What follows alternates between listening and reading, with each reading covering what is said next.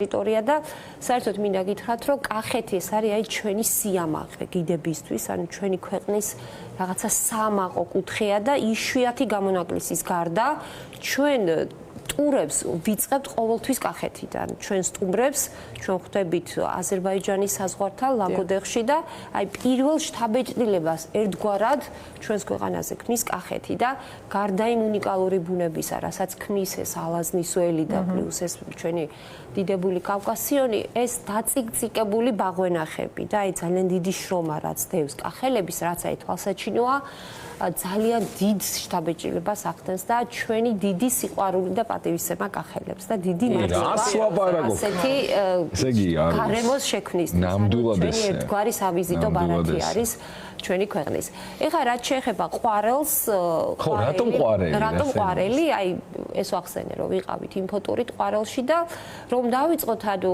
ნახოთ ვაჩვენოთ საქართველოს რუკა როგორ გამოიყურება ტერიტორიულად სად მდებარეობს ყვარელი, ჯერ ვნახოთ საქართველოს რუკა და მე ვნახოთ უშუალოდ კახეთის რუკა, ვინყავს მეზობლად ყვარელს, ესე იგი დასავლეთით ეს არის თელავი ყავს კი საქართველოს ამ ნაწილში მდებარეობს ყვარელი და რაც შეეხება თვითონ კახეთის მდებარეობას, ანუ სამ მუნიციპალიტეტს შორის არის მოქცეული თელავი, დასავლეთით, სამხრეთით გურჯაანი, აღმოსავლეთით არის ლაგოდეხი და ჩრდილოეთით ყვარელს ესაზღვრება დაღესტნის ავტონომიური რესპუბლიკა. ანუ ეს არის უკვე რუსეთის ტერიტორია, მოსაზღვრე ადგილია და მინდა გაგიზიაროთ ჩემი ერთ-ერთი გატაცება ამ ბოლო პერიოდში მუნიციპალიტეტების გერბები და დროშები.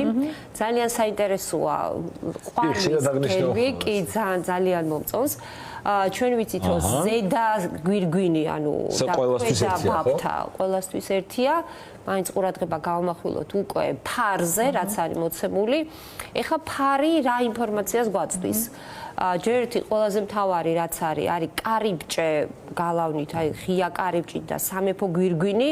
ეს არის მინიშნება სამეფო ქალაქ გრემზე, რომელიც კახეთის სამეფოს დედაქალაქი და კულტურული წყარო იყო, ასე ვთქვათ, ცენტრი იყო განვითარების. პირდაპირ ხედავთ ოქროს ვაზს, ანუ ოქროს ყურძენს. მე როგორც აი სიმბოლო, ასე ვთქვათ, კახეთის თან მწვანე ფონზეა ეს ყველაფერი გამოსახული. ჩემი ინტერპრეტაციაა, რომ ეს ყურძენი აუცილებლად არის ქინძმარაული, იმიტომ რომ ყვარელი არის ქინძმარაულის მიკროზონა. ზემოთ ხედავთ ფრთოსან ცხენს, რომელიც არის ხშირ შემთხვევაში ანუ ევროპულ და ქართულ ნუმიზმატიკაში არის მოკლედ არის ნუმიზმატიკა შებეშალა, არის სიმბოლო მაგალითად განვითარების, თავისუფლების და ყვარელი არის დაკავშირებული წიგნიერებასთან, ბოლო-ბოლო ილია ჭავჭავაძის დაბადების ადგილია და ამიტომაც ეს ინტელექტუალური და კულტურული სიმბოლიკა იქნა შეტანილი გერბშიც. და ვხედავთ ასევე დროშას, ანუ თეთრ ფონზე წითელი დროშა რაღაცა მინიშნება არის ჩვენს დროშაზეც, ხო, რაღაცა ისეთი სახელმწიფო სიმბოლოა. შესანიშნავი გერბია, დროშაც არის ორივე ამფერში, ტოლგვერდა ეს თეთრი სამკუთხედია შეჭრილი და მწვანე ეს ასე ვნახე აღწერაში, რომ ალაზნის ბრწყინვალე ველების სიმბოლოა. აი კახეთის ხალხის აი გამაოგნებელ შთაბეჭდილებას ახდენს ჩვენზე, რომლებიც ყოველთვის იქ ვართ კახეთში თითქმის ყოველ დღე. ეხლა რაც შეეხება ქინძმარაულზე მინდა ორიოდე სიტყვა თქვა, ანუ ქინძმარაულის მიკროზონა არის ყვარელში უშუალოდ და ამ მიკროზონას ქმნის მდინარე დურუჯი, რომელიც კი არის ზღვარცოფული მდინარე, მაგრამ ქმნის ისეთ უნიკალურ მიკროკლიმატს, ნიადაგის ტიპს და აი განსაკუთრებულ ტემპერატურულ ატმოსფეროს, რომ მის წიაღში იბადება ეს უნიკალური ღვინო, ძალიან ხავერდოვანი, გემოთი ჩემი ფავორიტი ღვინოა და როგორც კი მოკლედ მოვინახულებთ ყვარელს, აუცილებლად უნდა დავაგემოვნოთ სიმბოლო, ასე ვთქვათ, ყვარლის, რომელიც არის ქინძმარაული. ეხლა რაც შეეხება მდინარე დურუჯი ვახსენე. გემრიელად აღწერე მომინდა. შეიძლება ნამყოფი ხართ და გინახავთ ეს დურუჯი, ეს არის რაღაცა მისტიკა, არ ვიცი ამ მდინარეს რა ქვია. მდინარეს ჩამოაქვს ძალიან დიდი რაოდენობით, კოლოსალური რაოდენობით ქვიშა ფიქალი, აი რასაც თქვენ ახლა ხედავთ, ეს არის მდინარის კალაპოტი, რომელიც არის გადავსებული ფიქალით, ანუ შავი ქვით, მთლიანი დურუჯის სიგრძე არის 27 კილომეტრი და კალაპოტი არის გადავსებული აი ამ ჭაობიანი მასით და თავისაი ღვარცოფული ბუნების გამო დურუჯი ეძახიან ყვარელის დამოკლეს מחვილს, იმიტომ რომ არაერთი ღვარცოფი ახსოვს ყვარელს, მაგალითად, ყველაზე ცნობილი არის 1899 წელს, აი ამ ვიდეოკოლაჟშიც ძალიან კარგად ჩანს ეს მდინარე.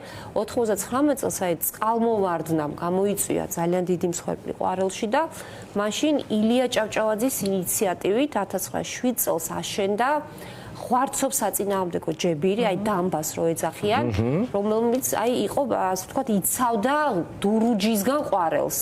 თუმცა 1946 წელს იყო ძალიან დიდი წყალმოვარდნა ეს საბჭოთა პერიოდში და მაშინ კომუნისტებმა გააკეთეს აი დიდი ჯებირი, რომელიც აი კი იცავს ამ ქალაქს, მაგრამ მაინც მუდმივად საჭიროა მისი გაწმენდა იმისათვის, რომ ეს საოცარი მდინარე იყოს უსაფრთხო მოსახლეობისთვის. თვითონ ყვარელი მდებარეობს ანუ მდინარე დურუჯსა და ბურსას შორის, ანუ მდებარეობაც საოცარი აქვს ამ ადგილს და ორივე მდინარე არის ალაზნის მარცხენა სანაპირო, ანუ ალაზნის მარცხენა მხარეა. და როდესაც ჩვენ მივდიოდით კონკრეტული ძეგლის სანახავად, აი ეს დურუჯი გადავიარეთ, ეს შავი რაღაცა გვეგონა საერთოდ სხვა პლანეტაზე ვიყავით, აი ეს ნაწილი გავიარეთ და მერე უკვე მივედით დანიშნულების ადგილას. დურუჯის ნახვით, აი თქვენ გეძლევათ შესაძლებლობა საერთოდ სხვა ძეგლი ნახოთ. ეს ფოტოც არის დურუჯის მიერ ჩამოტანილი ხე დგას აი ამ შუა ცენტრში, ასე ვთქვათ, ამ მდინარის.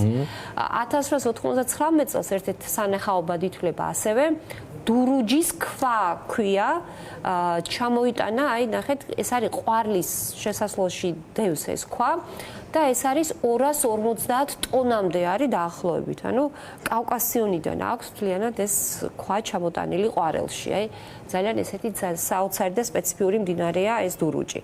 ეხლა რაც შეეხება თვითონ რა ვნახოთ ყვარელში, ჩავედით ყვარელში. და საიდან დავიწყოთ? და საიდან დავიწყოთ მოგზაურობა? ეხლა ილია ჭავჭავაძის სახლ-მუზეუმი და კოტე მარჯანიშვილის სახლ-მუზეუმი ყველასთვის ცნობილია, მაგრამ მე მინდა ყურადღება მივაქციო ერთ-ერთ უნიშნელოვანეს სივრცეს, რაც ყვარელშია, ეს არის საქართველოს ბანკის ფულის მუზეუმი, ეროვნული ბანკის, უკაცრავად, საქართველოს ეროვნული ბანკის ფულის მუზეუმი, რომელიც 2001 წელს დაარსდა და 2012 წელს მისი გადატანა მოხდა ყვარელში. ეს არის საერთოდ ამ მუზეუმს მე შევიყვანდი სავალდებულო სანახავთა ნუსხაში, იმიტომ რომ ძალიან სიმბოლურია, რომ ყვარელშია, იმიტომ რომ ფაქტობრივად მთელი ქართული საბანკო საქმე და ტრადიციები მართლა ილია ჭავჭავაძის მიერ არის ფუნდამენტში ჩაყრილი ამ რეგიონალური კულტურული ტურიზმის განვითარებასაც უწყობს ხელს რეგიონში, ასე ვთქვათ, ძალიან მნიშვნელოვანი ჟესტია. აუცილებლად უნდა ჩავიდეთ ამ მუზეუმის სანახავად. ეხლა რით არის საინტერესო ეს მუზეუმი, იმიტომ რომ ეს არის ერთადერთი მუზეუმი, რომელიც მთლიანად ეძღვნება ფულს.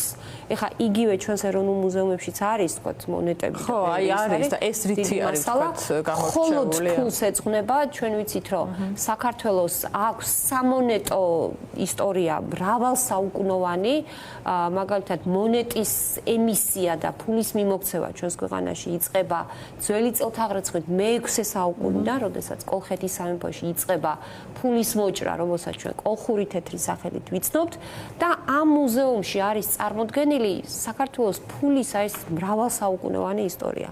ესე იგი, ისეთი ერთეულები შეგიძლიათ დაინახოთ აი კოლხური თეთრი ძველი წელთაღრიცხვით მე-6 საუკუნიდან და არის ეტაპობრივად როგორ იცვლებოდა ეს ფულის ერთეულები და საქართველოს თავისი გეოგრაფიული მდებარეობიდან გამომდინარე, როგორ მოძრაობდა ქვეყანაში სხვა ფული, მაგალითად ეს იყო არაბული ფული, ბიზანტიური, ევროპული, ასე ვთქვათ, სასანური ბევრი ინფორმაციის მატარებელია რა, ელზა ეს ფულის ისტორია და ამით მოთხრობილი ჩვენი ამბავი. სასწაულთან მონეტა ეს არის უტყუარი არტეფაქტი სახელმწიფოს არსებობის. ანუ რაც არ უნდა სამკაული და სასახლე იყოს აღმოჩენილი, ის ბევრი ინტერპრეტაცია შეიძლება ამიმართულოთ, მაგრამ ფულის აღმოჩენა პირდაპირ კავშირშია სახელმწიფოს არსებობასთან და აუცილებლად კიდევ ერთხელ ვიტყვი იმას, რომ ამ მუზეუმში სტუმრობისას აუცილებლად უნდა ავიყვანოთ გიდი,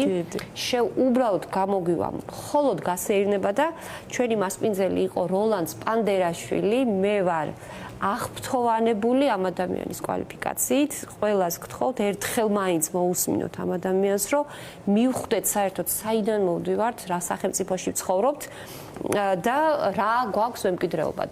თქვენ თუ გინახავთ 1 მილიარდი რუბლის კუპიურა თუ შეგხვედრიათ.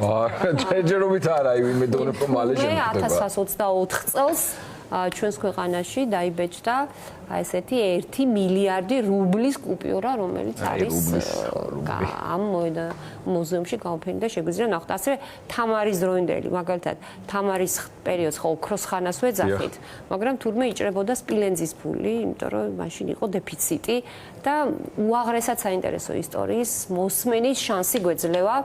ქინძმარაულთან ერთად აუცილებლად უნდა ვეწვიოთ ფულის მუზეუმს.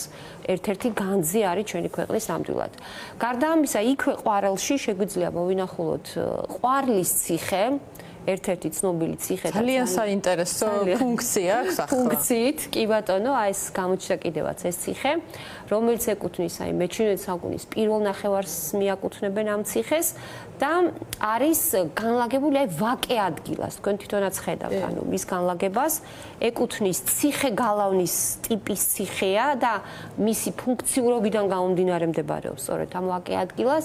მისი მიზანი იყო გარშემოყოფი ადამიანების დაცვა. ანუ მაშინათვე, როგორც კი ან მარბიელი ჯარიდან, რაზმიდან გამომდინარე, ვინც კი თუ ვინმე დაესხმებოდა თავს, დასახლება მაშინვე თავს აფარებდა ამ ციხეს და ცნობილი მოვლენა არის მაგალითად ყვარლის ციხის ბრძოლა, ეს არის 1755 წელი, როდესაც აი დაღესტნელები შემოესივნენ კახეთს და აი მაშინ ბევრი ინფორმაცია იძებნება ამასთან დაკავშირებით, აი ერეკლეს სტრატეგიამდე კი და პლუს ციხემ შეასრულა ფარის როლი და ძალიან დიდ უბედურებას გადაგვარჩინა.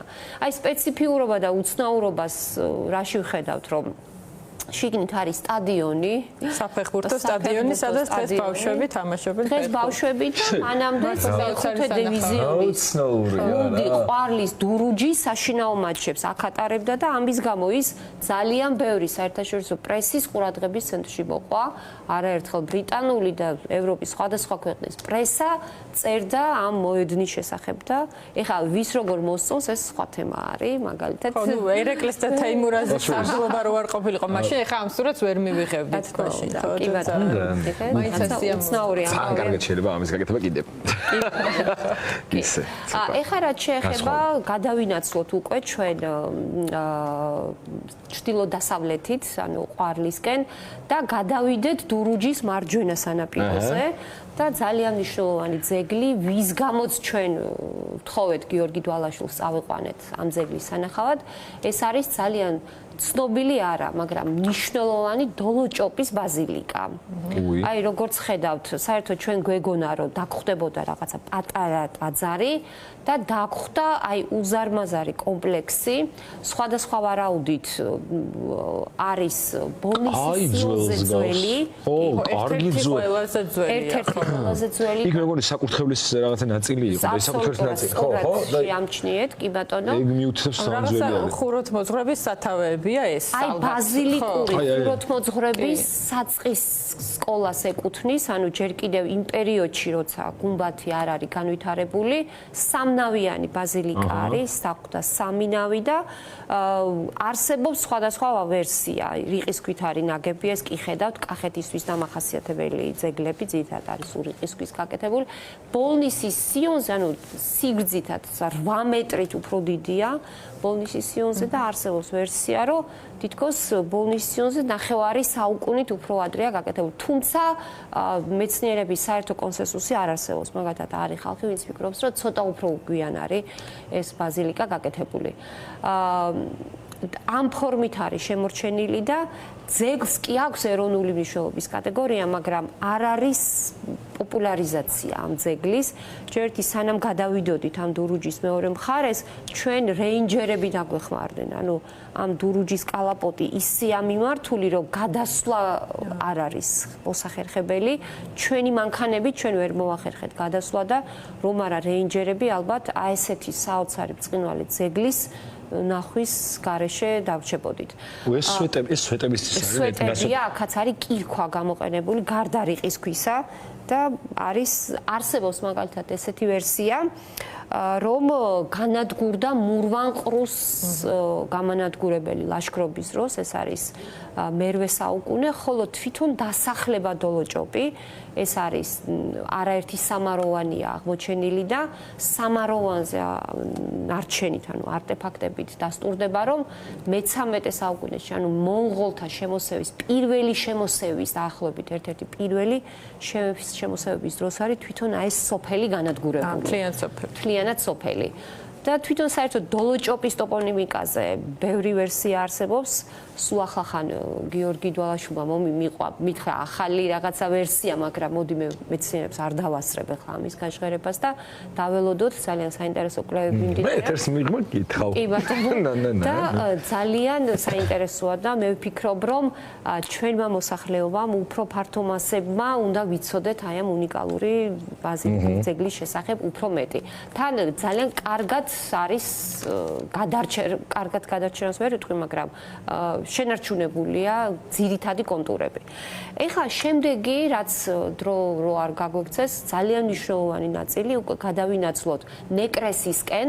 ეხლა ნეკრესის მონასტერი ჩვენ ყველამ ვიცით, მაგრამ ნეკრესთან ახლოს მდებარეობს ნაქალაქარი, ნეკრესის მზის ტაძარს ეძახიან, რომელსაც აქვს ეს დიდ კვადრატსაც ეძახიან სხვანაირად და თქვენ ხედავთ, რომ მართლაც არის კვადრატები 7 სხვადასხვა კვადრატი კი ბატონო, ნამდვილად ასეა და ორი ფენა იკვეთება, აი ზედა ფენა არის ციხე-სასახლე და ქვედა ფენა არის ძალიან რთული კონსტრუქციის საყვანისმცემლობის, ცეცხლის ტაძარი, ასე ვთქვათ. ცეცხლის ანუ ეს კედლების განლაგებას იმეორებს ახლა მაგის ძირია? კი, რა თქმა უნდა, ძირითადად არის საძირკვლის სახით არის შემორჩენილი ჩვენთან და რაღაც შემთხვევით აღმოჩენილი, ხო?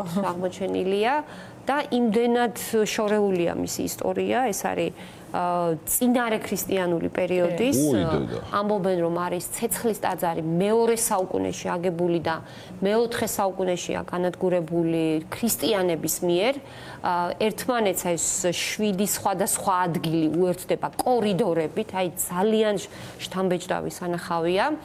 და საერთოდ აი ცეცხლთაყვანისმცემლობის თემა ზოგადად აი ზოროასტრული ტაძრების თემა ჩვენს ქვეყანაში ჩემთვის პირადად არის ძალიან საინტერესო. მაგალითად, შესაძლოა თბილისში თქვენც ხართ ნამყოფი, აი გომის ქუჩაზე არის ცეცხლთაყვანისმცემლობის ტაძარი დაკონსერვებულ ვარიანტში ათეშკა, რომელიც ასევე არის, რა ქვია, ეროვნული მნიშვნელობის ძეგლი და 2015 წელს ასევე გრაკლიანის გორაზე, აი სამთავისისკენ კასპში აღმოაჩინეს ტაძარი, რომელიც არის ასევე აი ზოროასტრული ცეცხლთაყვანისმცემლობასთან დაკავშირებული ცეცხლის ტაძართან და ის არის ბევრად ადრინდელი. მაგალითად, ძველი წელთაღრიცხვით მე-7 საუკუნით არის დათარიღებული და ამ ტაძრის საკურთხევლის წარწერა იწვევს ძალიან დიდ ინტერესს. მაგალითად, ზოგი ფიქრობს, რომ ორნამენტია, მაგრამ მაინც დიდი ნაწილი ფიქრობს, რომ არის წარწერა და ამ წარწერა იქნა გაგზავნილი მაიამის უნივერსიტეტში მისი თარიღის დასადგენად და წარმოიდგინეთ გრაკლიანის აი ამ ტაძრის საკურთხევლის წარწერა მაიამის უნივერსიტეტმა დაათარიღა ძველი წელთაღრიცხვით მე-11-მე-10 საუკუნით. ანუ იმ ხელა აღმოჩენებთან გვაქვს საქმე და მე სულ ვცდილობ აი რაღაცა კავშირს აი ამ გრაკლიანის გორას, ნეკრესის ნაქალაქარსა და იმ ჩვენი ათეშკა ცოტა უფრო გვიანდელია, მაგრამ რამდენი რამე გვაქვს ქვეყანაში რაც საჭიროებს კვლევას. ეხლა რამ მდგომარეობაში დაგხვდა ის ფოტოებიც აუცილებლად ვაჩვენოთ, ეს მაინც არის ეთხედიდან და უფრო კარგად ჩანს, მაგრამ ადგილზე მისულ ადამიანისთვის ცოტა რთულია, იმიტომ რომ გათიბვა საჭიროებს, ანუ მუდმივ მოვლას საჭიროებს იმისათვის, რომ ეს კონტურები არ ჩაიკარგოს, ასე ვთქვათ.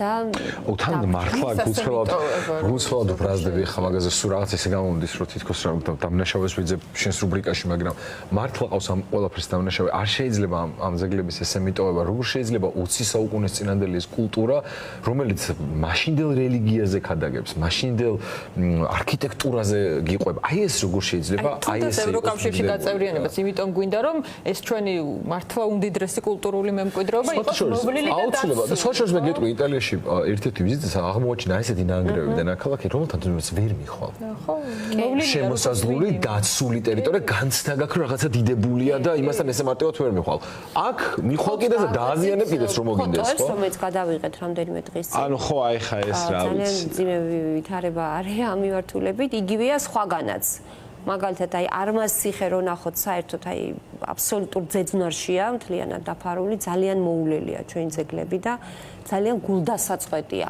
შესაძლოა ხან ნეკრესის ნაქალაქარში ჩვენ ტურისტი არ მივიყვანოთ მაგრამ ჩვენ უნდა ვიცოდეთ და აუცილებლად უნდა ვიკვლევდეთ როგორც უნდა ვიკვლევდეთ ეს არის სათავეებთან ანუ ჩვენი ისტორიის და სახელმწიფოებრიობის სათავეა რაც ყველას გვაინტერესებს ისევ ჩვენი განვითარებისთვის. კიდევ ერთი ძეგლი რომელიც მინდა გაჩვენოთ ანუ ეს არის ჭაბუკაურის სატაძრო კომპლექსია ესეც არის ყვარელის მუნიციპალიტეტი ეს ამ ძეგლსაც აქვს სოფელ შილდასთან არის ეროვნული მნიშვნელობის კატეგორია აქვს და ეს არის უძველესი აი ეს არის ჭაბუკაურის კომპლექსი უძველესი სამნავიანი ტაძარია ამ შემთხვევაში რომელიც არის აი საქართველოს ქრისტიანობის გამოცხადების ოფიციალურ რელიგიად გამოცხადებისთანავე აგებული კომპლექსია და ყველაზე საინტერესო არის ის რომ დგას წარმართული ტაძრის ნანგრევებზე. აქაც არის ქვეშ ძალიან დიდი საიდუმლო დამარხული, რომელსაც აუცილებლად სჭირდება შესწავლება გამოკვლევა. კი, იქვე არის სანათლავი და საინტერესო რა არის ახლა ჭაბუკაურის კომპლექსში, რომ სხვა ტაძრებისგან განსხვავებით ამ კომპლექსს აქვს მართკუთხედის ფორმის საკურთხეველი აქვს. ძალიან ბევრ ტაძრებში ხარ რა კომპლექსებიც მოვინახულეთ აი ამ ყვარელში, სხვათა შორის საკურთხეველშივე იყო საფლავები. და აი რაღაცა ძალიან მნიშვნელოვანს ვკარგავთ ასე მგონია იმით რომ აი ასეთ ძეგლებს ნაკლები ყურადღება ექცევა. საერთოდ ახალ მშენებლობებს და თუნდაც ახალი რაღაცების აშენებას არანაირად არ ვეწინააღმდეგები, მაგრამ იმდენად საინტერესო ძველი ისტორია გვაქვს დაფარული და ყურადღების მიღმა რომ საჭიროა რომ რესურსები იყოს მიმართული აქეთკენ და რა ვიცი იმედი მაქვს რომ გამოჩნდება ჩვენს ქვეყანაში რაღაცა ჯგუფი და ადამიანები რომლებიც აი ესეთ ძეგლებს მიაქცევენ ყურადღებას აი ესეთ ძეგლებს. ზოგადად ყვარელის ტერიტორიას რაც შეეხება მთლიანობაში რაც დავთვალე ყვარელში ეს არის 51 ძეგლია აი ამ პატარა რეგიონში აი საბადო არის ძეგლების და სულ აი ეს ამ ტიპის ძეგლებზეა საუბარი. ეხა გრემი ნეკრესი და ეს ძალიან მნიშვნელოვანი ძეგლებზე ალბათ სხვა დროს უნდა დავიწყოთ საუბარი და წარმოიდგინეთ ანუ სულ სამ ძეგლზე ვისაუბრეთ. ეს არის დოლოჭობის ბაზილიკა, ნეკრესის მზის ტაძარი და ჭაბუკაური და აქედანვე გრძნობთ რამდენად მნიშვნელოვანია და ცხადია რა თქმა უნდა გასაკეთებელი. სოფლების შესახებ ინფორმაციას მეორე ნაწილში განვიხილოთ მაგალითად სოფელი ზინობიანი სადაც უდიები ცხოვრობენ ეს ძალიან საინტერესოა და არ მიყვარს იდეაში ეპიცენტრი რო არის ძალიან საინტერესოა იმიტომ რომ თავიდან რითიც დავიწყეთ ხო ეს არის ის ტერიტორია რომელიც სამეფო ხასიათს ატარებდა ხო ეს ხო არ არის შემთხვევით იქ ძალიან ბევრი რამე იქნება სავარაუდოდ დამალული რომელსაც მხოლოდ ნება სჭირდება რომ ალბათ სწორმა ადამიანებმა იკვლიონ რა მარხია თორე რა ვიცი აგერ ღვინის სამშობლო დრო გწნობს სოფლიო ესეც ეხლა ხანს აღმოაჩინეთ ჩვენ თვითონ ჩემი აზრით ეს გაცილებით ადრე შეგვეძლო ჩვენ გაგვეგო და მეტი გაკეთებული იყო ამემართული და კიდე ვინ იცის რას მალავს ჩვენი ისტორია და ამიტომ ყოველთვის ამობდა კიდევ ერთხელ გავაჟღერებ როცა ადამიანს აქვს მაგალითად პრეტენზია მოვიდეს ხელისუფლებაში არ აქვს მნიშვნელობა რომელ რგოლში პარლამენტში უნდა სავალდებულო უნდა იყოს შემოვლა, ანუ დათვალიერება ქვეყნის ერთკვირიანი ტური შემოვიდანოთ სავალდებულოდ, რომ ადამიანმა თავისი თვალით ნახოთ, აბსოლუტურ სერიოზულობით ვამბობ, საკუთარი თვალით სანამ ადამიანები არ ნახავენ, რა გვაქვს ჩვენ რეალურად და რა გამოწვევები გვაქვს, ამ შემთხვევაში თავისუფლად მიხვდებიან რა მიმართულებით უნდა იმუშაონ, თუ ოდნავ მაინც აუცილებელია, ოდნავ მაინც თუ შესტკივათ გული, ნამდვილად ეცოდინებათ რა მიმართულებით უნდა იმუშაონ. ხო, მოკლედ მნიშვნელოვანი არის რომ გავიგეთ, რომ არ არის აუცილებელი მაინც და მაინც შემოდგომას დაველოდოთ, რომ კახეთს ვეწვიოთ, ძალიან ბევრი მნიშვნელოვანი ძეგლი არის მოსანახულებელი და სანახავი კახეთში. რავი, ისეთი ადამიანების სამშობლოა ყვარელითან. ისეთი ადამიანების სამშობლოა ყვარელი. როგორც იყო ილია მაგალითად, რომელიც ხო, არ ვიცი, ძალიან საინტერესოა და რახან კახეთს შევეხეთ, მე მგონი კახეთი იმხელა რეგიონია, სასაუბრო ძალიან ბევრი გვაქვს. ამიტომ მე დიდი ხნით არ გემშვიდობები ზურფასო ელზა, მალე შევხვდები და ძალიან დიდი მადლობა ჩვენთან ერთად რომ იყავი. მეგობრებო, ჩვენ რამდენიმე წუთი რეკლამაზე უნდა გავიდეთ, მაგრამ მე გულწრფელად გირჩევთ რომ არ გადართოთ, იმიტომ რომ ისეთ თემაზე ვისაუბრებთ, მე ინანებთ და მე რიზმით არ გითქვამთ. ამიტომ გეუბნებთ, დარჩით ჩვენთან.